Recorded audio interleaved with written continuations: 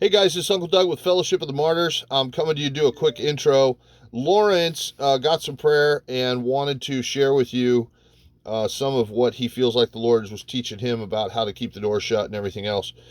Um, he is using some language to describe spiritual things that I'm hoping you'll show some mercy over. Uh, it's not what you learn in church, but he's doing the best he can to describe what he feels like the Lord is explaining to him. When he talks about scanning his cup, that's really just praying and asking the Lord what's in the way that might be clogging him up, or what. That's really discernment of spirits, asking the Lord what is messing with him that's making it hard for him to hear God better. So that is a regular operation of the gifts of the Spirit. One time I was at a conference, and we were right at the end of the conference, and I said, look, I don't want anybody to go home without getting what they came for.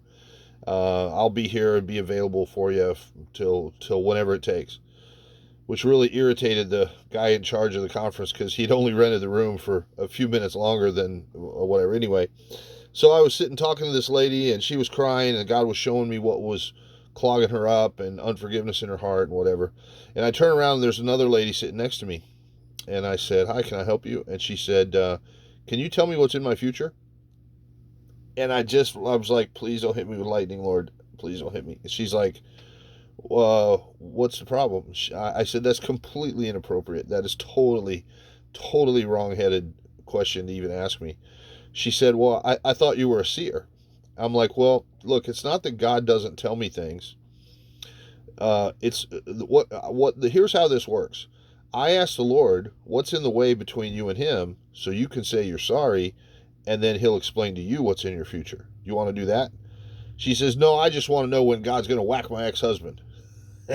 Yeah, nah, I can't help with that. Just move on down the road.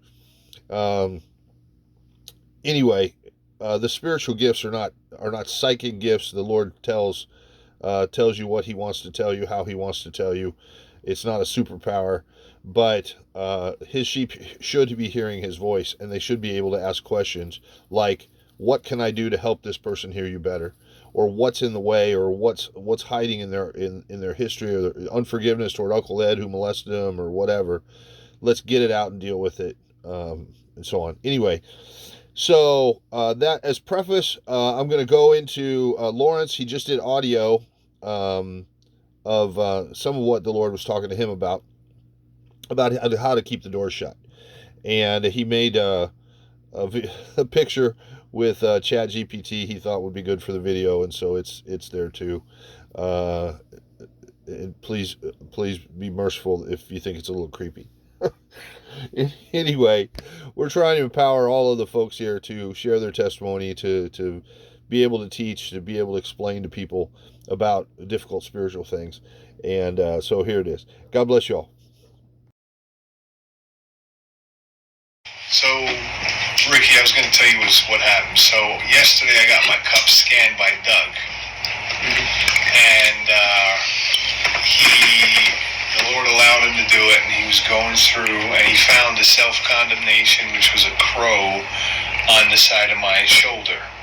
And there was also a confusion, spirit of double-mindedness, stuff like that. So,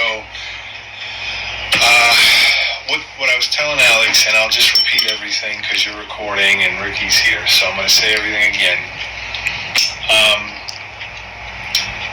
The understanding that I have is that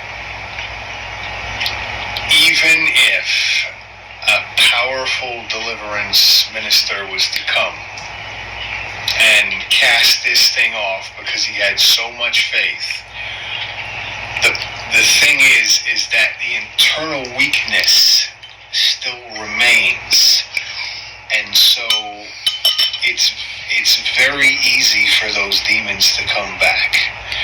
So when the thing is on my shoulder and it has this pecking motion that it does, and every time it pecks, it releases this self-condemning demonic energy. Now, what God was showing me was that when it pecks, the energy gets released. When that energy gets released, you have to go after. It's like you go inside your mind and you look for the energy signature that's being released. You go in there and you just stand and you just resist and you just let it peck. Wow. Release, release, release, release, and you're just standing there. And you're just holding your ground in your mind, and you're just resisting. And what ends up happening as it might take 500 bursts, 1,000 bursts of this demonic energy being released. But what starts to happen is that your spirit man is building resistance against this self-condemnation, and things are strengthening in you in the spirit with each properly resisted peck and release of demonic energy. So this has just been, maybe yesterday was like an hour or an hour and a half of resisting these bursts, and I'm already like stronger. And today the Lord let the confusion come, and it's like this, like when this thing hits me, it's like at my lowest point when I'm crushed and I wasn't defending against it, it's like this rush through my brain, and I just like, whoa. So I was telling Alex, like, this one was a little bit more difficult because it tended to have, like, I had more weakness towards it than the self-condemnation. So when it would sit there and it would release its energy, I would just be like I'm trying to resist, and I'm surrounded by, because I'm going from my mind, I'm going into the energy, and I'm like, and I'm like resisting, and it must have been like an hour, 40 minutes, and like at least of diligently resisting that, and I'm like over 50% better. So I suppose the main thing I'm trying to say is, like, when you get your cup scanned or something like that, or you get a word about a demon, and that's step one, and then step two is when you're able to accurately in the spirit, or in the spirit, when you're able to accurately find the schematic, the spiritual schematic. You know what a schematic is? It's like a blueprint, right? When you're able to discover the spiritual schematic of how the energy is being released, and you're able to just kind of get calm and go into that place specifically. See, the thing that we get caught up on is there's all this vagueness, and if we don't go through the door, like just like a door, if we're hitting the wall, we're not confronting the energy specifically. We got to match up with the frequency and get right into the fullness of its power, because the more of its power that we come up against, the quicker it can be burned down, because we're really fighting, we're really in it, we're really vulnerable, and we're absorbing it, and we're pushing back.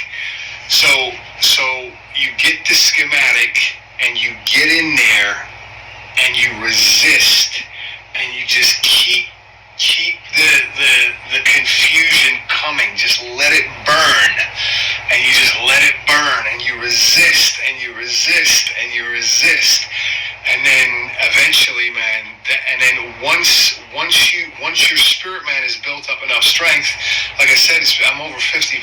It's been less than an hour, and once your spirit man has built up enough strength, it's at that point that devil is ready to be cast out. And when it tries to come back, it's like a marshmallow hitting an Abrams tank. It just, because the spirit man is like, you can't come in here. I've built up enough strength. You know what I mean? And the demon's like, oh, I'm wasting my time, I'm gone. So that is it. I'm gonna cut that video.